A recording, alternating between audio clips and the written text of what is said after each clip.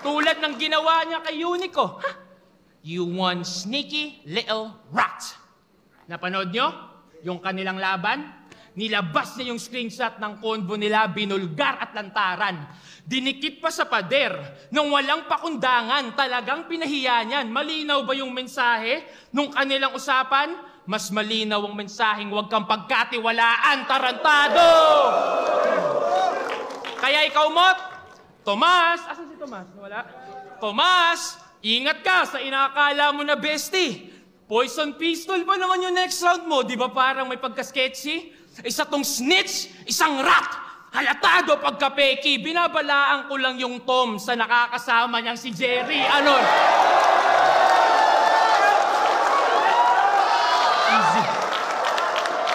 Ano? Ribat na ribat ka na?